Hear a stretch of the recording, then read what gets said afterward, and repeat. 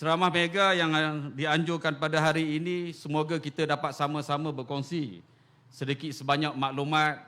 Tadi Yang Berhormat Esko telah menerangkan dengan panjang lebar pelbagai inisiatif kemajuan di peringkat negeri dan pelbagai usaha-usaha yang telah dilakukan oleh negeri di dalam rangka menterjemahkan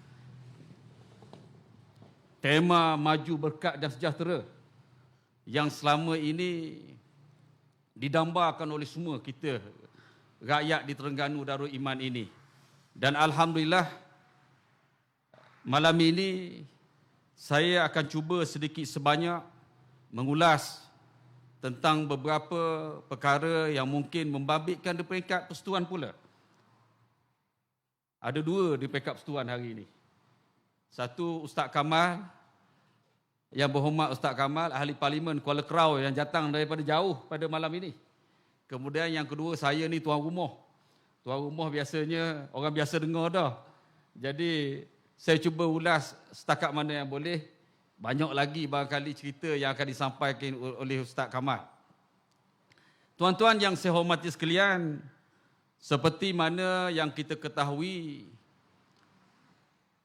pilihan raya umum ke-15 untuk Parlimen baru saja berlalu hujung tahun lepas. PRU 15 yang menyaksikan satu gelombang kebangkitan baru di kalangan rakyat di seluruh negara. Bukan sahaja di Terengganu, tetapi di seluruh negara yang menunjukkan pola tertentu, khususnya di kalangan orang Melayu, orang Islam yang merupakan majoriti yang membentuk teras negara ini. Negara Malaysia yang sama-sama kita kasihi. Negara Malaysia ini lebih daripada 60%, hampir 65%. Ada yang kata hampir 70% adalah orang Melayu, orang Islam, orang Bumiputera. Yang merupakan kelompok yang paling dominan yang membentuk negara ini. Di dalam pilihan raya pada kali ini, sekiranya diperhatikan di dalam pilihan raya umum yang ke-14 tahun 2018, Pakatan Harapan telah memperoleh kejayaan yang besar.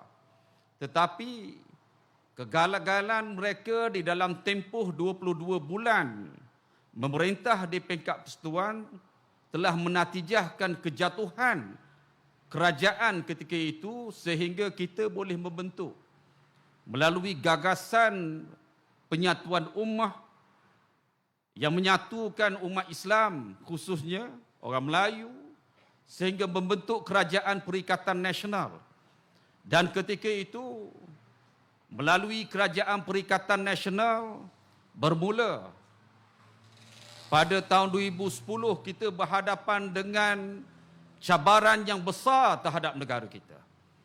Cabaran yang besar yang bukan sahaja berlaku di dalam negara kita tetapi di seluruh dunia. Yang memerlukan keupayaan memimpin yang baik untuk mengemudi negara keluar daripada isu berkait dengan COVID-19 ketika itu. Yang mengancam nyawa, mengancam kesihatan rakyat di dalam negara kita. Dan seterusnya menyebabkan ekonomi ditutup begitu lama dikarenakan oleh ancaman COVID-19. Tuan-tuan yang saya hormati sekalian, di dalam penggal yang lalu, Pakatan Harapan cuma sempat memerintah selama 22 bulan. Tetapi kerajaan yang baru terbentuk selepas itu, yang terdiri daripada gagasan orang-orang Melayu terutamanya orang Islam melalui Perikatan Nasional dan bertahan walaupun selepas itu berlaku pertukaran Perdana Menteri, masih lagi kerajaan yang sama sebenarnya bertahan selama lebih 30 bulan. 22 bulan Pakatan Harapan, 30 bulan lebih. Yang telah membuktikan kepada rakyat keupayaan kita untuk memerintah lebih baik daripada Pakatan Harapan dengan mengemudi negara kita keluar daripada bencana COVID-19. Pelan pemulihan dirangka, Pertamanya, bagaimana nak menyelamatkan rakyat negara ini daripada kematian yang meningkat kerana COVID.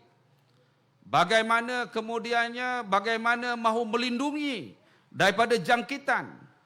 Bagaimana mahu mengembalikan sistem kesihatan negara kita. Yang ketika itu negara kita berhadapan oleh kerana ramainya dan dijangkiti COVID-19 ketika itu, hospital semua penuh, katil tidak cukup, doktor tidak dapat rehat. Dalam masa yang sama, apabila rakyat terpaksa dikenakan perintah kawalan pergerakan, rakyat tidak berupaya untuk mencari rezeki. Maka melalui pelbagai pelan yang diatur semasa di bawah pemerintahan kita telah menterjemahkan sebuah kerajaan yang benar-benar prihatin kepada rakyat. Kerajaan yang menunjukkan bahawa kita tidak kedekut dalam membelanjakan duit rakyat untuk membantu rakyat. Tuan-tuan, dalam tempoh yang berkenaan, belanja yang besar dikeluarkan untuk membolehkan rakyat terus boleh pendapatan. Melalui pakej bantuan prihatin rakyat ketika itu, lebih 10 bilion disalurkan secara langsung kepada isi rumah. Masuk dalam akaun persendirian, orang muda, orang bujang, ketua isi rumah, masuk dalam akaun masing-masing 10 bilion. Demi untuk membantu rakyat. Belum lagi termasuk bantuan yang lain bagi membantu mereka yang terlibat di dalam perniagaan kecil sederhana, IKS dan sebagainya, supaya boleh terus hidup, tidak perlu lingkup. Inilah keprihatinan yang telah ditunjukkan di bawah pemerintahan kita. Tuan-tuan, dipendekkan cerita, hasil daripada yang kita usahakan, pelan pemulihan negara telah bergerak daripada fasa pertama ke fasa kedua, fasa ketiga, hinggalah ekonomi dibuka, hinggalah pada hari ini kita dapat melihat semua orang boleh berceramah kat mana pun, pasar malam, raya dan sebagainya. Masa ini timbullah macam-macam orang yang tidak terlibat perik-jerih dalam memulihkan negara, mula mendabik dada, petikai macam-macam kepada kita. Tapi rakyat tahu yang betul-betul prihatin di dalam membantu rakyat ini adalah Perikatan Nasional. Maka kerana itulah tidak hairanlah apabila PRU ke-15 yang berlangsung, walaupun di sebalik pelbagai penulisan oleh penulis-penulis upahan, oleh pengkaji-pengkaji upahan, cuba memberi gambaran bahawa seolah-olah Parti Islam se-Malaysia, Perikatan Nasional tidak akan mendapat sambutan di kalangan rakyat. Ada yang cuba memberi gambaran bahawa pilihan raya umum yang ke-15 yang lalu adalah merupakan semata-mata pertembungan antara Pakatan Harapan dan juga Barisan Nasional. Kerana ketika itu Barisan Nasional begitu yakin dengan kemenangan mereka di Melaka dan di Johor. Maka mereka mengecilkan keupayaan Perikatan Nasional untuk mencapai kemenangan di dalam pilihan raya umum yang lalu. Tetapi Allah Subhanahu Wa Taala telah menjanjikan, sekiranya Allah Subhanahu Wa Taala telah mentakdirkan, tiada siapa yang dapat menolak takdir Allah Taala.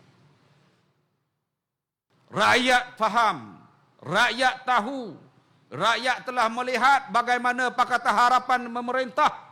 Rakyat telah melihat bagaimana sebelum ini Barisan Nasional memerintah sehingga menyebabkan pelbagai masalah dalam negara. Rakyat telah melihat bagaimana keprihatinan dan kesungguhan bekerja Perikatan Nasional sehingga memulihkan negara, menjayakan pelan pemulihan negara.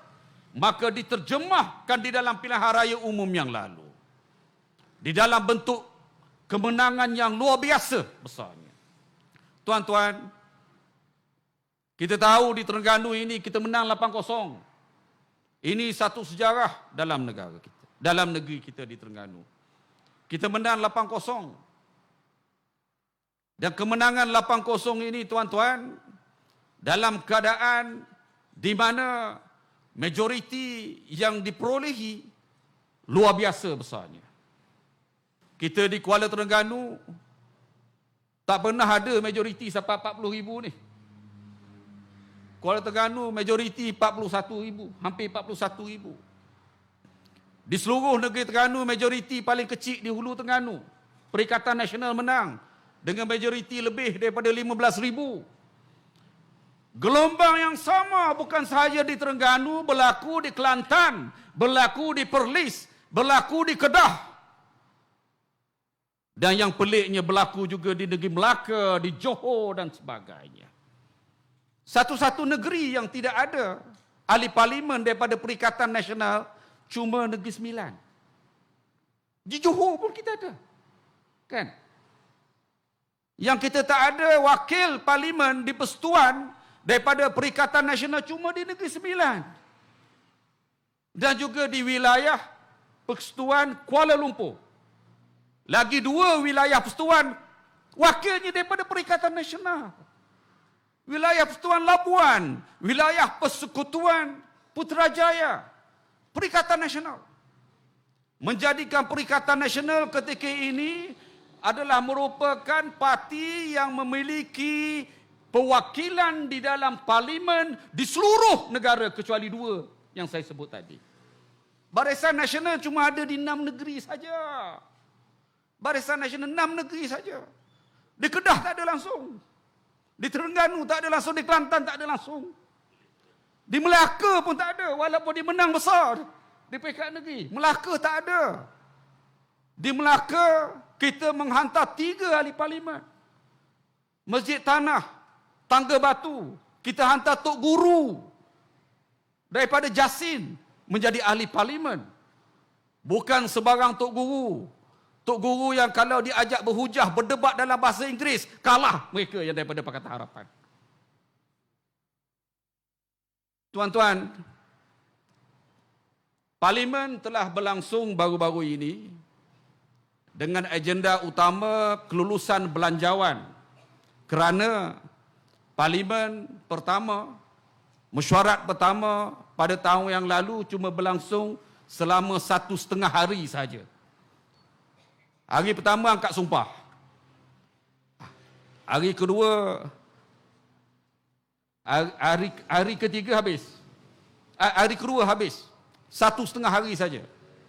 Hari yang kedua luluskan bajet. Apa dia?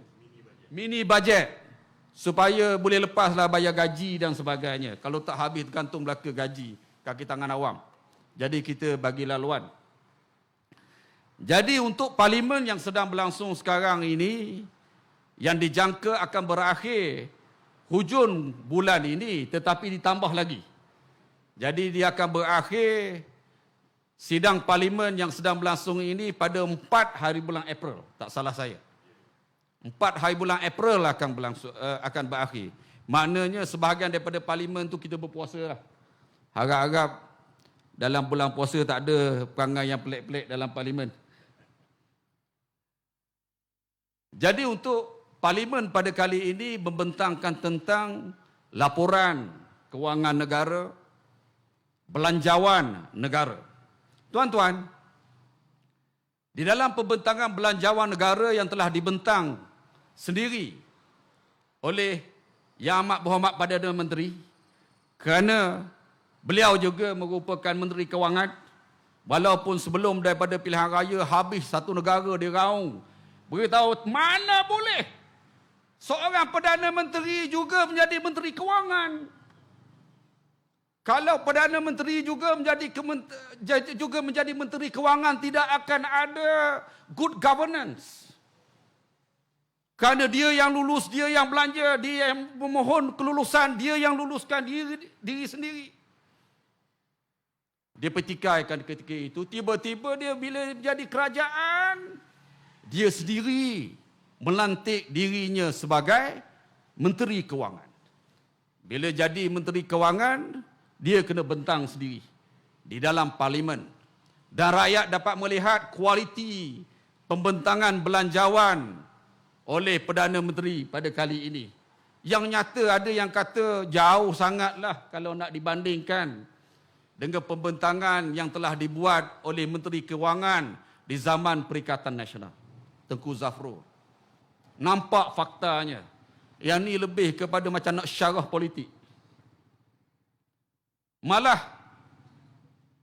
pembentangan, ada yang kata pembentangan yang dibuat oleh Datuk Seri Najib pun lagi jauh sangat beza. Kalau tak percaya, pusing balik pergi tengok malam ni macam mana cara.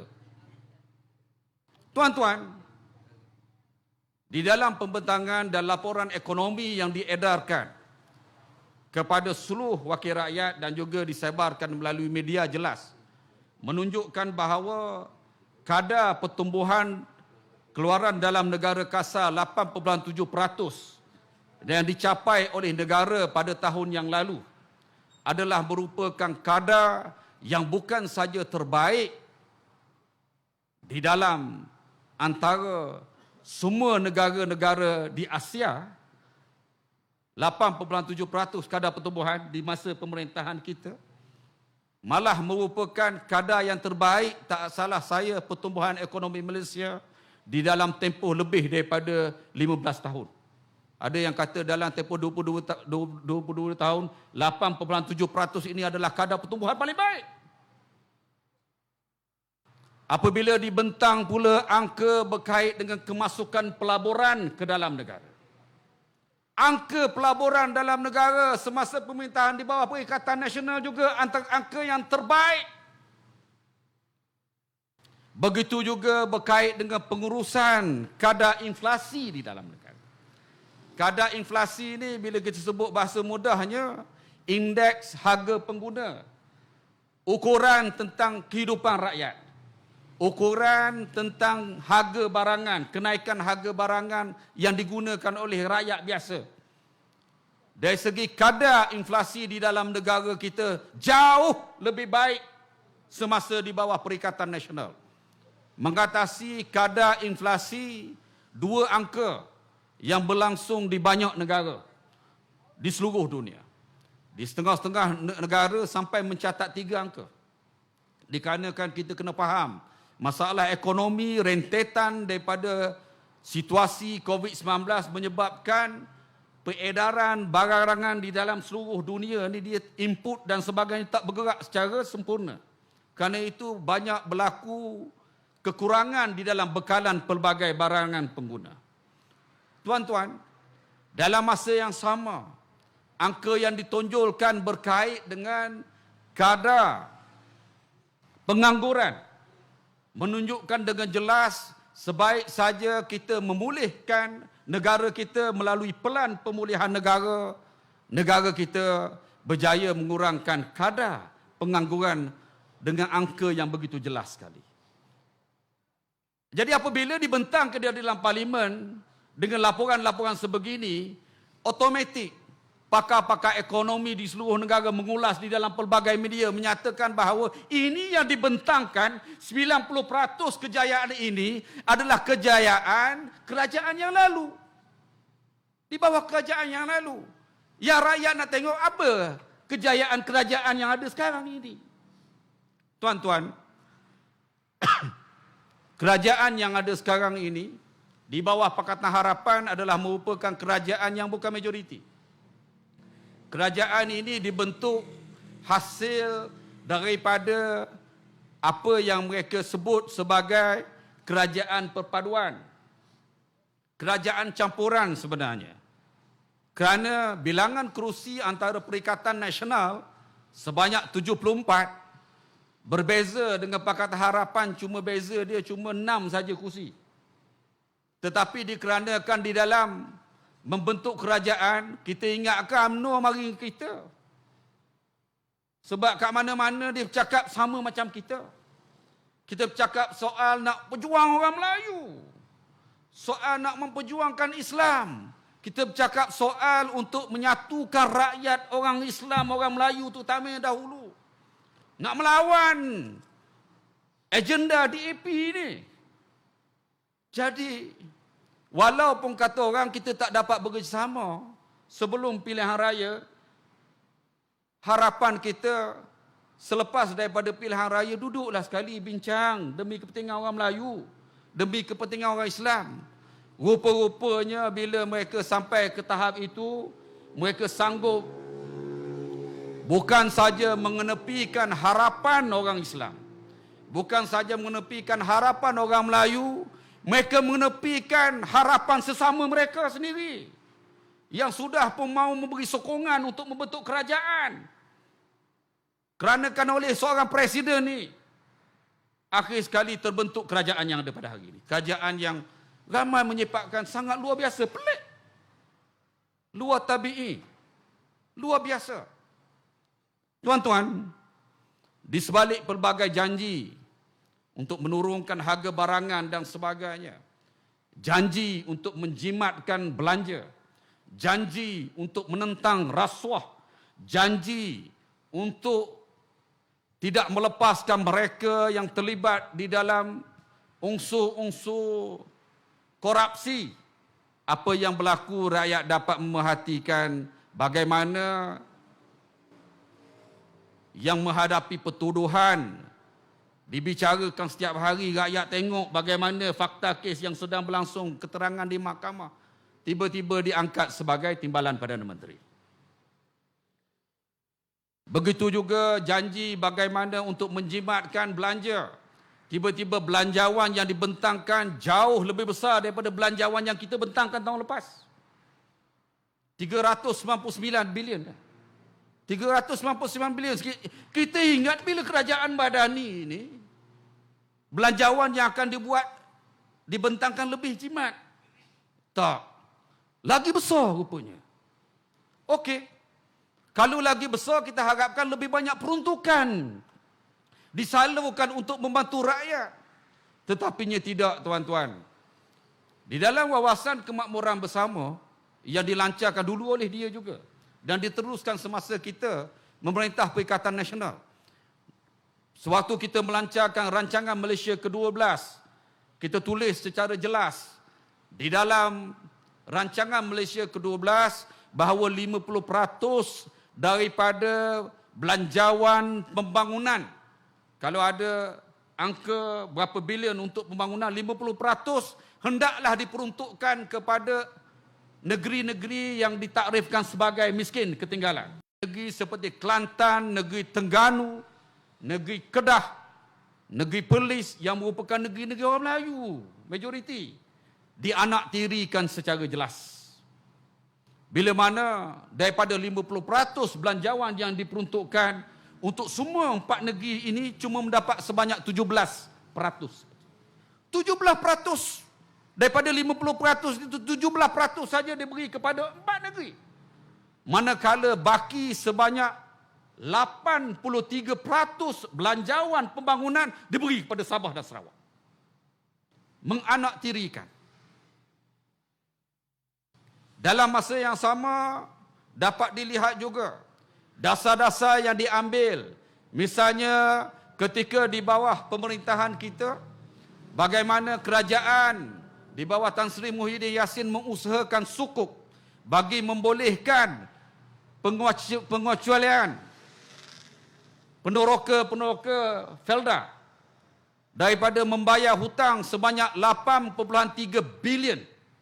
Tiba-tiba naik kerajaan yang baru. Peneroka Felda ni banyak orang Melayu ke banyak orang mana?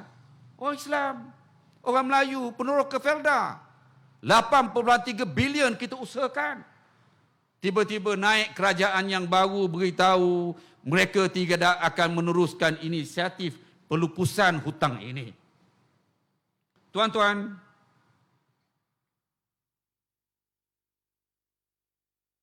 selain daripada itu, dapat dilihat dengan jelas bagaimana belanjawan yang telah dibentangkan mengutamakan projek-projek pembangunan yang utama kedua negeri. Dua negeri ini adalah negeri-negeri yang senarai paling banyak mendapat macam-macam projek yang bersifat mega, iaitulah negeri Pulau Pinang dan juga negeri Selangor. Ini kita tak perlu heran, kerana Yang Amat Berhormat Perdana Menteri yang menjadi Perdana Menteri pada hari ini datang daripada Pakatan Harapan. Pakatan Harapan di dalam pilihan raya umum yang lalu, mengikut kajian yang dibuat oleh seorang pengkaji orang putih, Bridget Welsh. Sebab saya tengok kat sini mungkin ada orang bukan daripada Perikatan Nasional, mungkin orang daripada Pakatan Harapan. Jadi yang Bridget Welsh ini dia siarkan di dalam Malaysia Kini. Kita ada kajian yang dibuat oleh Merdeka Center, tapi kita sebut yang Bridget Welsh sebut. Mengikut kajian oleh Bridget Welsh, di dalam pilihan raya umum yang lalu, Pakatan Harapan cuma memperoleh dokongan daripada 11% orang Melayu saja. 11% orang Melayu saja. Selain daripada itu, yang memberi dokongan yang besar adalah daripada kaum Cina. Sebanyak lebih daripada 95% pengundi Cina mengundi Pakatan Harapan di dalam pilihan raya umum yang lalu. Bila kita sebut macam ni kan dikata resis pula. Tapi hakikatnya itu yang tuan-tuan dapat lihat. Siapa itu Pakatan Harapan? Manakala bagi umat Islam, orang Melayu, seperti mana yang disebut tadi, 11% menyokong Pakatan Harapan, bermaksud 89% di dalam pilihan raya umum yang lalu menolak Pakatan Harapan. Daripada yang menolak Pakatan Harapan, bahagian yang paling besar, iaitulah lebih daripada 56% telah memilih Perikatan Nasional. Tuan-tuan yang saya hormati sekalian, maka kerana itulah tuan-tuan jangan heran dengan tren yang berlaku di dalam negara pada hari ini, yang mensasarkan pelbagai dalam bentuk keistimewaan, dalam bentuk projek, dalam bentuk belanjawan, diberi muka kepada kumpulan-kumpulan yang tertentu. Manakala tekanan diberi khususnya kepada negeri-negeri yang di bawah Perikatan Nasional. Bagaimana kita dapat melihat sekarang ini macam-macam tekanan pada ulama, macam-macam tekanan kepada pelbagai pihak, macam-macam pendakwaan yang pelik-pelik berlaku. Saya pun kena saman juga. Salah cakap, silap gaya, kena saman lagi. Ada dua dah saya ni. Satu petition pilihan raya. Satu lagi saya menerima saman daripada Yang Amat Berhormat Perdana Menteri. Yang mana saya akan hadapi. Tak ada masalah. Ini yang sedang berlaku pada hari ini. Tuan-tuan bayangkan baru ni di dalam perbahasan belanjawan di peringkat untuk Kementerian Belia dan Sukan. Kementerian Belia dan Sukan pada masa di bawah Pakatan Harapan satu ketika dia menubuhkan satu agensi. Namanya Impact Integral. Agensi ini disenaraikan dengan jelas apa tujuan dia. Berkait dengan pemuda, e-sport, yang nak meniaga, startup dan sebagainya, sokan. Tiba-tiba belanjawan 5 juta pada tahun ini. Dan antara aktiviti yang mengejutkan kita, program Jom Ziarah ke Gereja, yang menjadi isu pada hari ini, yang sedang diperkatakan di seluruh negara pada hari ini. Dan pelbagai lagi. Dapat dilihat bagaimana kumpulan-kumpulan yang luar biasa membuat tuntutan-tuntutan yang luar biasa. Bagaimana perarakan di ibu kota yang berselindung di sebalik perarakan berkaitan tuntutan hak wanita. Yang mana yang dominan di dalam perarakan tersebut adalah mempromosikan tuntutan hak untuk golongan LGBT. Ada laporan polisnya. Dan begitu jugalah baru-baru ini. Pelbagai perkara-perkara yang pelik-pelik yang sedang berlangsung di dalam negara kita. Sekarang ini macam sengaja mencabar. Pakai baju seksi-seksi, pergi ke hospital. Kemudian bila dilarang, kerana setiap tempat pun biasanya kalau premis kerajaan akan mensyaratkan berpakaian mestilah secara sopan. Jadi bila pegawai tegur, tak boleh pakai macam ni, kena pakai sopan. Jadi diviralkan, ambil video. Tengok. Dan pelbagai lagi lah tuan-tuan. Ini adalah trend-trend yang sebagai umat Islam, kita perlu merasa rungsing dengan hala tuju perkembangan yang sedang berlangsung pada masa sekarang ini. Tuan-tuan, pelbagai perkara yang sedang berlaku pada masa sekarang ini yang memerlukan supaya kita prihatin dan mengambil berat tentang kedudukan negara kita. Tuan-tuan, baru-baru ini kita mengetahui bagaimana pendakwaan telah dibuat terhadap pengerusi Perikatan Nasional, Tan Sri Muhyiddin Yassin. Dengan apa yang didakwa sebagai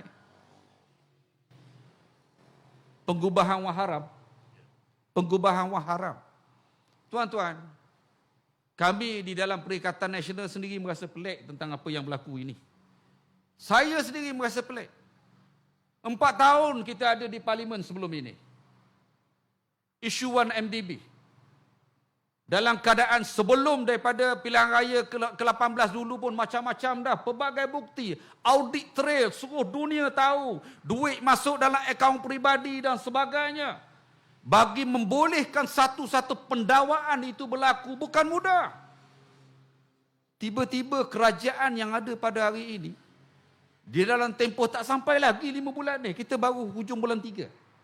Hujung bulan 3 tuan-tuan. Tak sampai lagi 5 bulan. Boleh membuat pendakwaan pelbagai.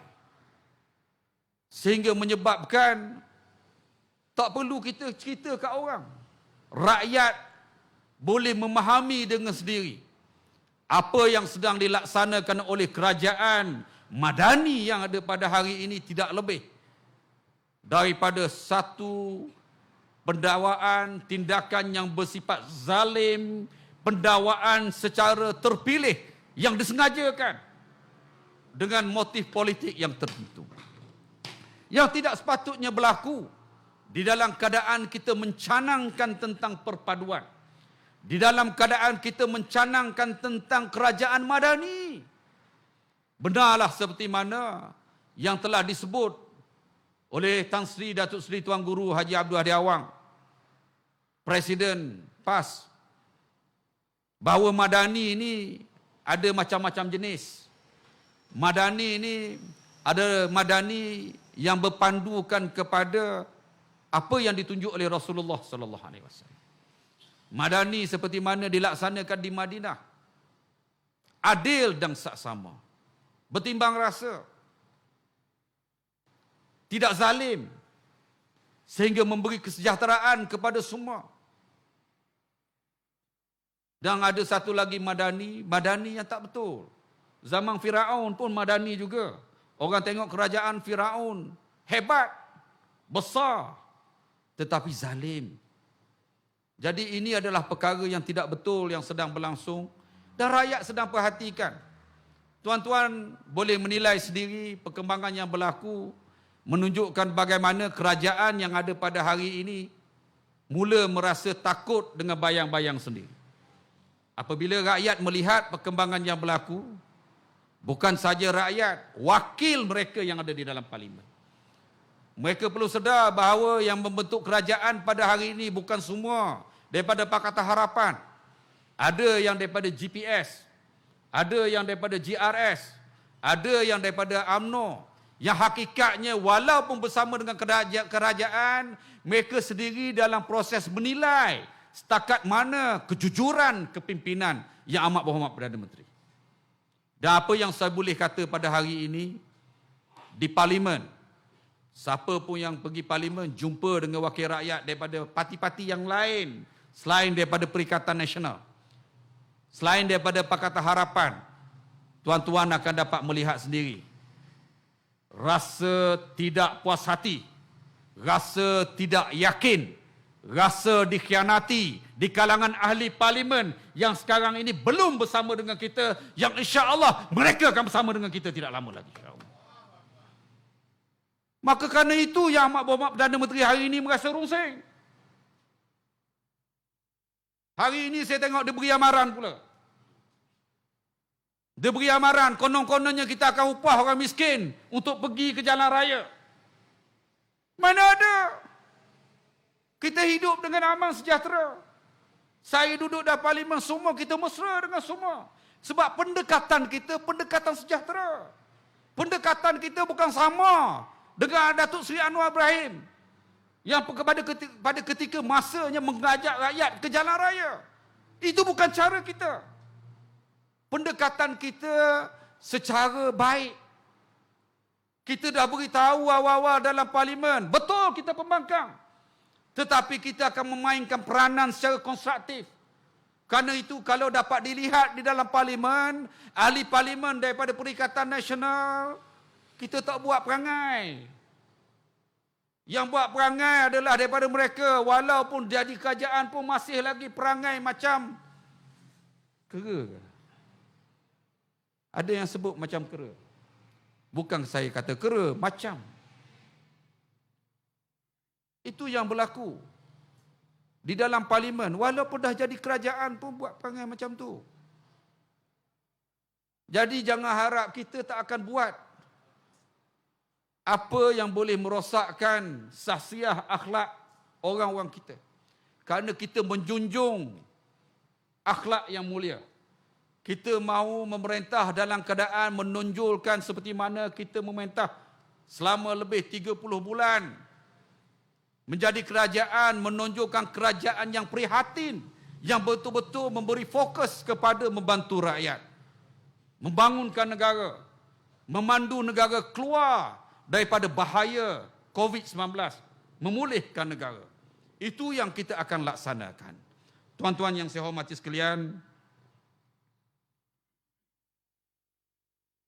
kerana itu saya ingin menyuruh supaya kita memberikan mesej dan isyarat yang jelas kepada kerajaan yang ada pada hari ini.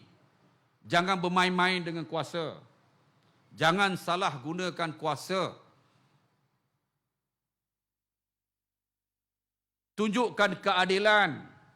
Kalau mau betul mewujudkan kerajaan perpaduan, hulurkan tangan persahabatan, bukan berterusan melakukan tindakan provokasi yang bersifat mengundang permusuhan. Ini bukan kerajaan perpaduan.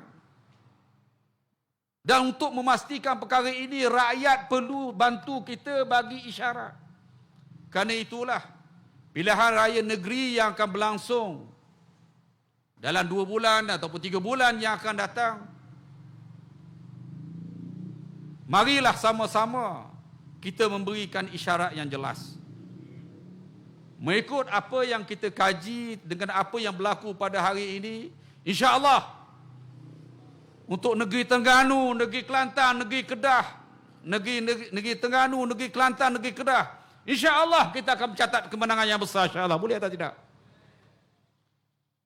Dan kita mendapat maklumat, insya-Allah tuan-tuan, di Selangor pun kita akan mencatat keputusan yang luar biasa, tuan-tuan, insya-Allah.